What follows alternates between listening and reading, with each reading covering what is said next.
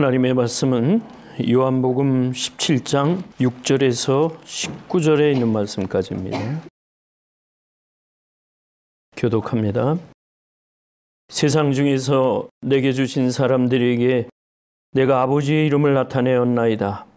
저희는 아버지의 것이었는데 내게 주셨으며 저희는 아버지의 말씀을 지켰나이다.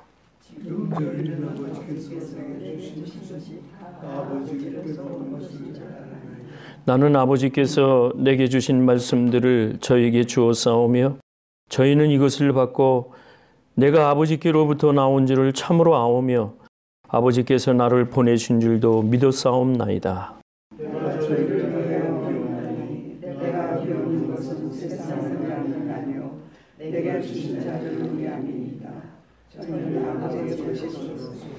내 것은 다 아버지의 것이요 아버지의 것은 내 것이온데 내가 저희로 말미암아 영광을 받았나이다.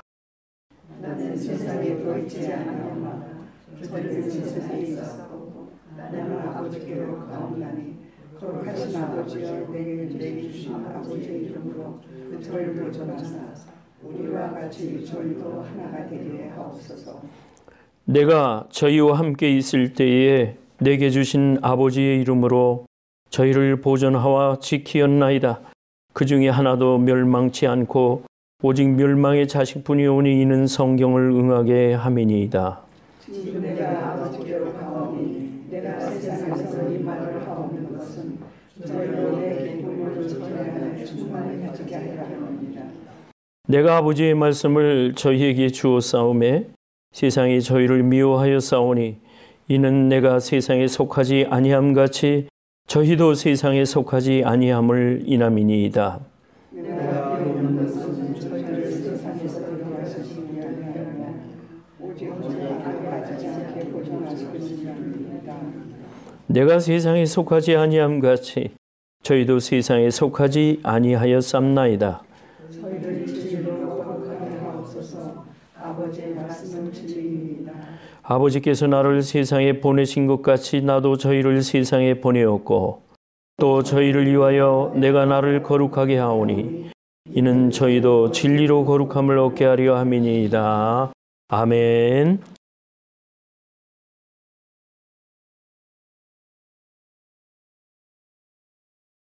하나님께 성부 아버지께 기도드리는 예수님의 두 번째 패러그램입니다.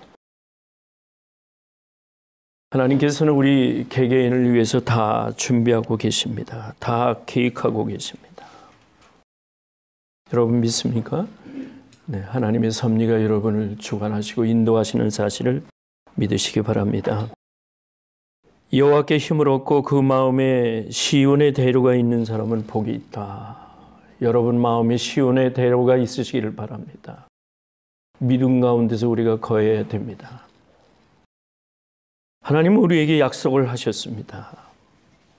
이사야 54장 9절 10절 보니까 하나님이 인류를 망하게 하신 노아의 홍수, 요즘 비 오니까 조금 좋기도 하지만은 조금 지루하기도 하죠. 어서 해를 봤으면 하는 마음이 그게 사람의 마음입니다. 하나님이 노아에게 홍수를 대비케 하시고 그 홍수로 인하여 인류를 쓸어버리신 후에 하나님이 이 말씀을 하신 겁니다. 땅 위에 홍수가 범람치 않게 하겠다. 노하지도 아니하게 하시겠고 책망하지도 않기로 맹세하셨다 했습니다. 하나님이 맹세하셨다. 그 다음에서 이제 10절에 이런 말씀을 해요. 산들은 떠나며 작은 산들은 옮길지라도 나의 인자, 저 사랑을 말씀하시죠. 나의 인자는 내게서 떠나지 아니하며 화평하게 하는 나의 언약은 옮기지 아니하리라. 너를 긍휼히 여기는 여호와의 말이다. 아멘. 산들은 떠나도 하나님이 여러분에 대한 사랑은 변함이 없으시겠다. 영원하시겠다 약속을 주셨습니다. 화평케 하는 언약이라 말씀하셨어요. 평화는 좋지요. 이 평화의 힘이라는 내용을 가지고 어떤 분이 그런 칼럼을 썼어요. 조금 소개해 드릴게요. 이 세상은 힘의 논리로 정복되는 게 아니다. 서양 문명의 발전을 되돌아보면 다 정복자에 의해서 세계가 만들어져 보입니다. 그러나 그 위에 고고학자들이 이게 발굴을 해보면은 그 문명의 증거물들이 나오는데 그것은 정복자의 강한 힘이 아니라 농업 이민자들에 의해서 그것이 발견됐다. 그렇게 얘기를 해요. 농업 이민자들이 문명을 가지고 다른 곳에 옮겨가면서 그곳에 정착해서 우리 농사 짓는 사람들은 평화로운 사람들이에요. 하늘의 때를 기다리는 사람들이라, 하늘의 섭리를 보는 사람들이라, 하나님을 쳐다보는 사람들이라 농사 짓는 사람들은 평화로운 사람들이라고 표현합니다. 서양 문명의 발전은 사실상 이민자들을 위해서 혁명이 일어났다는 거예요.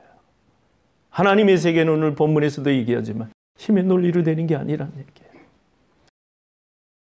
예수님께서 지난번에 당신에 대한 스스로에 대한 영광을 하나님으로부터 영화를 입었습니다. 아버지께서 영화롭게 하옵소서 하는 기도를 드리신 후에 오늘은 그 내용이 누구를 위하냐면 예수께서 이 땅에 오셔서 제자를 만드신 이후에 그 제자들을 위해서 아버지 하나님께 드리면서 기도를 하는 내용인 겁니다. 그러면서 내가 저희로 말미암아 영광을 받았습니다. 오늘 우리가 역사를 이루어가는 한 세대마다 많은 제자를 남기게 됩니다.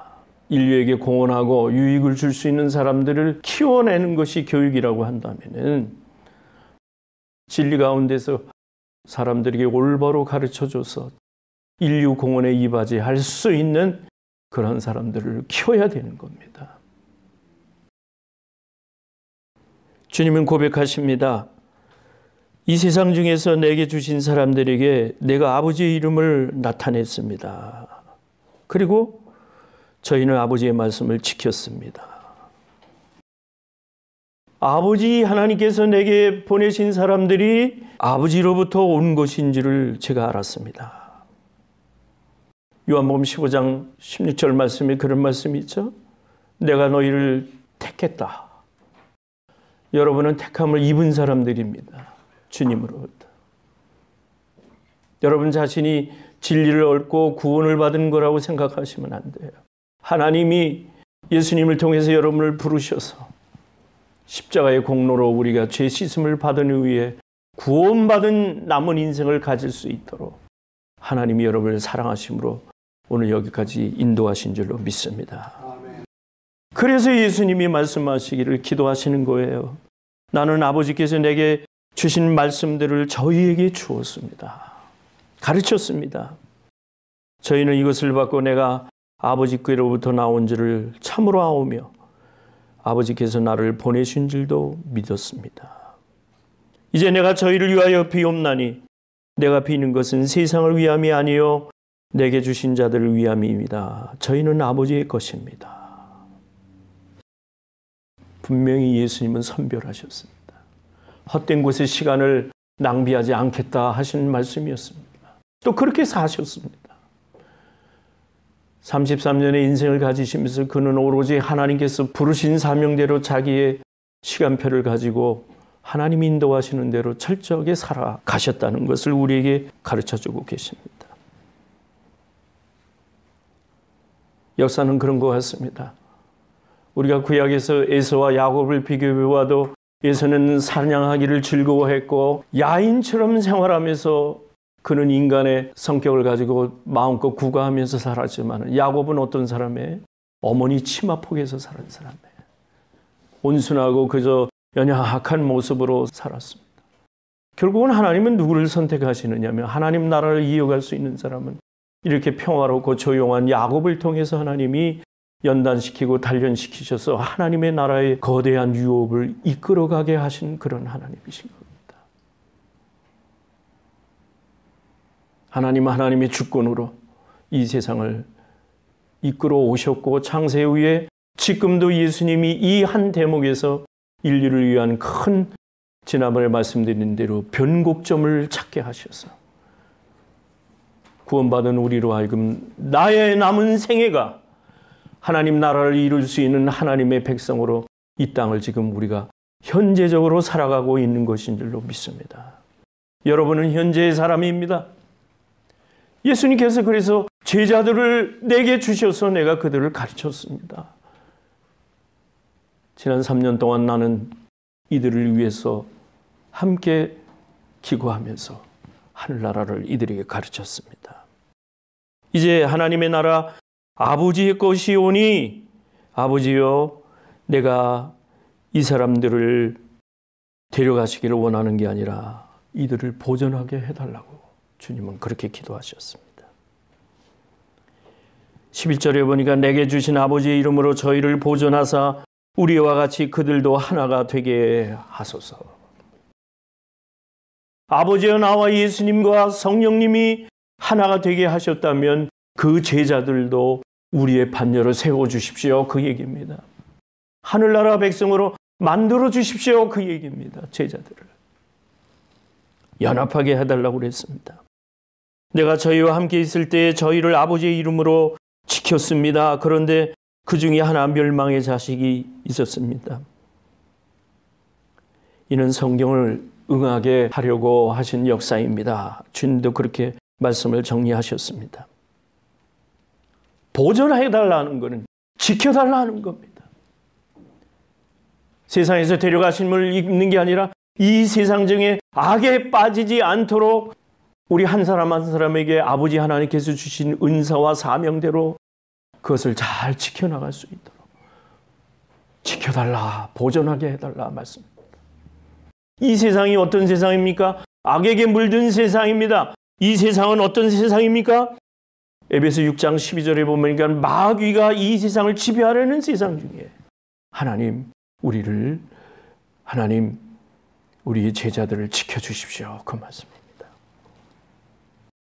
요한복음 14장 18절에 보니까 내가 너희를 고아와 같이 내버려 두지 않고 너희에게 다시 오겠다. 잠시 이별을 하시겠다는 거예요. 그러면서 부활 이후에 주님은 다시 약속대로 오셨습니다. 지금 우리도 부활할 것을 믿습니다. 그래서 하나도 멸망하지 않고 우리는 주님을 또 다시 만날 수 있는 그런 기대를 우리에게 주고 계십니다. 아멘. 세계 제2차 대전 때 독일의 아우슈비츠 수용소에서 있었던 일입니다. 한 외과 의사가 있었습니다. 그 중에 유일하게 살아남은 한 외과 의사는 매일 쳐다보면 가스실로 불려가는 자기 동족들이 그들을 볼 때 자신도 그 가스실에 제물이 될 걸 생각하니까 얼마나 두렵겠습니까? 이 사람이 작업 시간에 나올 때 흙 속에 파묻어 두었던 파란 날카로운 유리칼을 꺼냅니다.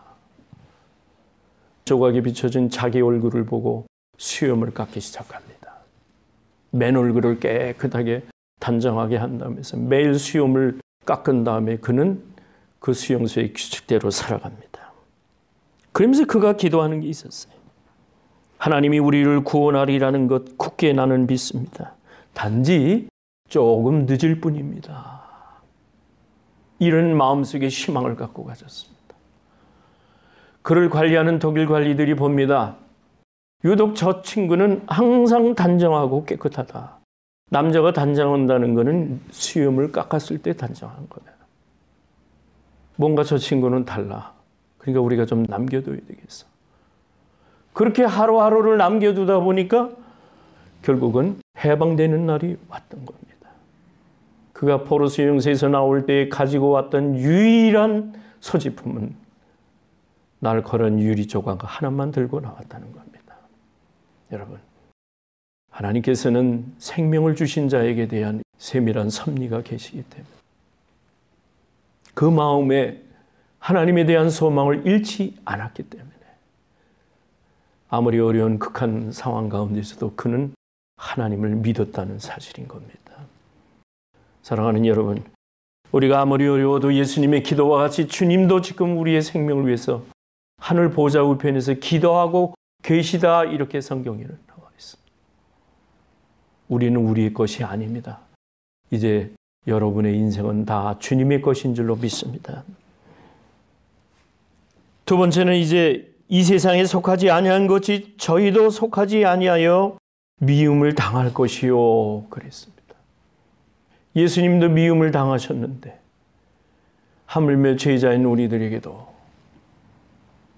미움을 이 세상에서 당하지 아니할 수가 없는 겁니다. 영적으로 사는 사람들에게는 미움을 당합니다. 그러면서 기쁨을 그 안에서 충만히 가지라 주님은 그렇게 말씀하고 계신 겁니다. 이제 주님 13절 보니까 내가 아버지께로 가오니 내가 세상에서 이 말을 하는 것은 저희로 내 기쁨을 저희 안에서 충만히 가지게 하려 함입니다. 내가 세상에 속하지 아니한 같이 저희도 세상에 속하지 아니한 것을 인함입니다. 그것은 말씀을 저에게 주셨습니다. 오늘 우리는 하나님의 말씀으로 이 세상을 악에게 빠지지 않고 살아갈 수 있는 겁니다. 제자들이 예수님처럼 예수님께서도 십자가에 달리시는 하늘나라 사역을 완성시키신 것처럼 우리도 예수님의 보내심을 받아 사명을 완수해야 할 이 세상의 삶인 겁니다. 무슨 사명입니까? 선교적인 사명인 겁니다. 세상 다하는 날까지 그들을 세상에서 데려가시기를 원치 아니하시는 주님의 기도는 뭐냐면 그들의 사명을 끝까지 감당하여 주님 오라 하실 때에 감사함으로 달려갈 수 있는 그러한 그들, 주님은 그렇게 기도한 줄로 믿습니다. 잠언 18장 10절에 이를 받침해 주는 말씀이 있습니다. 여호와의 이름은 견고한 망대라 의인은 그리로 달려가서 안전함을 얻는다. 아멘. 너희는 먼저 그의 나라와 의를 구하라. 그리하면 이 모든 것에서 더해 주시겠다. 이것이 의인의 삶이라고 한다면 우리는 여호와 앞에 달려가서 견고한 여호와의 이름의 망대 아래 설 수 있는 우리들이 되어야 될 줄로 믿습니다. 이제 세 번째 말씀을 드립니다. 오늘 본문에 보니까 진리로 저희로 거룩하게 하옵소서. 아버지의 말씀은 진리입니다. 17절 이후의 말씀입니다. 성결하게 해달라. 이들을 깨끗하게 해달라. 진리로 이들을 바로 서게 해달라. 거룩하다는 말은 뭡니까? 언어에 보면은 거룩하다는 말은 구별된다, 성별된다, 청결하게 된다 그런 뜻입니다. 주님은 제자들을 향해 그렇게 기도하셨어요. 아버지를 향해 제자들을 주님 거룩하게 하여 주옵소서. 거룩하다는 건 세상에서 구별되면 되는 겁니다. 얼마나 세상이 사악합니까? 점점 더 사악하는 겁니다. 사람들의 마음이 이지러지고 마태복음 24장 이후의 말씀이 그런 말씀에 불법이 성행하기 때문에 사랑에 식는다 그렇습니다. 참 우리가 잠만 깨고 일어나면은 들리는 소식은 가슴을 철렁 내려앉게 하는 사람으로서는 도저히 생각할 수 없는 일들이 우리 주변에서 얼마나 많은지 모릅니다. 예수님은 그래서 이때가 마지막 때라 그렇게 주님은 정의해 주셨어요. 그래서 상대적으로 우리가 더 필요한 건 뭐냐면은 이 모든 악한 것을 이기기 위해서 하늘나라의 능력을 성령 충만을 얻으라 그 말씀인 겁니다. 예배하기를 즐겨하고 예배 가운데 하나님의 말씀을 귀를 기울이고 그 가운데 거하여 능력 있는 하나님의 제자, 예수님의 제자, 하나님의 아들, 하나님의 자녀로 이 세상을 살아가기를 주님은 원하시는 기도를 드렸던 겁니다.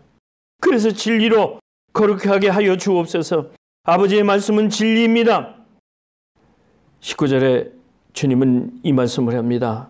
저희를 위하여 내가 나를 거룩하게 하였습니다. 십자가에 달릴 준비를 하였다 그 말씀입니다. 이는 저희도 진리로 거룩함을 얻게 하려 함입니다. 선생님이, 스승님이 십자가에 달리는 그 하나님 앞에서의 사명을 감당하셨다면 그를 따르는 우리 제자들도 나에게 주신 십자가를 나도 지고 가겠습니다. 이 세상 중에 나도 그 진리 가운데서 하나님의 사명을 완수하겠습니다. 요한복음 20장 21절에 보니까 나도 저희를 세상에 보냄이라 그 말씀했습니다. 예수님이 부활하신 후에 우리에게 성령을 받게 하신 후에 세상 가운데 우리를 보내셨다 이렇게 말씀합니다. 사랑하는 여러분들은 이제 여러분 자신만의 인생이 아니신 것을 깨달으시기 바랍니다. 여러분 하나님의 보내심을 입은 자이신 것을 믿으시기 바랍니다. 이 세상은 여러분의 손길을 기다리고 있고 하나님은 여러분을 내세우셔서 아버지 성부가 성자에게 행하셨던 것처럼 성자 예수님이 오늘날 제자들에게 하신 관계성 속에서 우리에게 사명을 주셨습니다. 몇 가지로 비유를 한번 해보겠습니다. 성부가 성자를 사랑하신 것 같이 성자는 제자를 사랑하십니다. 성부가 성자에게 주신 영광을 성자는 제자에게 주십니다. 성자가 성부로 말미암아 사시는 것 같이 제자는 성자로 말미암아 살아가는 겁니다. 성부께서 성자를 아시는 것 같이 성자 예수는 제자들을 아시고 계십니다. 지금도. 성자가 성부 안에 계신 것처럼 제자들은 성자 안에 거하게 됩니다. 그날에는 내가 아버지 안에, 너희가 내 안에, 내가 너희 안에 거하는 것이라고 주님은 우리들을 관계성 속에서 분명히 정의를 해놓으셨습니다.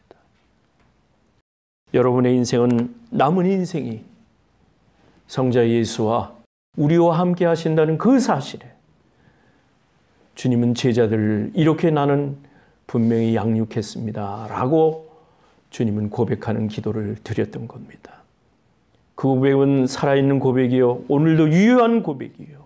작은 산들을 옮기고 골짜기는 떠나갈지라도 내가 너와 맺은 언약은 변하지 않으리라고 하는 하나님의 사랑을 저희들이 오늘도 확인할 수 있습니다. 여러분 모쪼록 여러분 인생 사시면서 하나님이 내게 주신 사명이 무엇인가를 먼저 깨달아야 하고, 예수님처럼 돌아가시기 직전에 이런 당당한 기도를 드릴 수 있는 사랑장로교회 모든 여러분이 되시기를 주의 이름으로 축원합니다. 걸어가신 하나님 아버지 감사합니다. 예수님께서 제자들을 양육하신 이후에 그 아버지께 보고를 드리면서 당당하게 그 준비를 하셨던 것처럼 이 땅에 사는 동안은 우리도 예수님으로부터 받은 그 교훈과 제자된 삶 속에서 바른 우리의 주신 은사를 감당케 하시고 우리도 다음 세대를 위하여 예수님처럼 보내질 수 있는 우리의 신앙이 되게 하여 주옵소서. 예수님의 이름으로 기도하옵나이다. 아멘.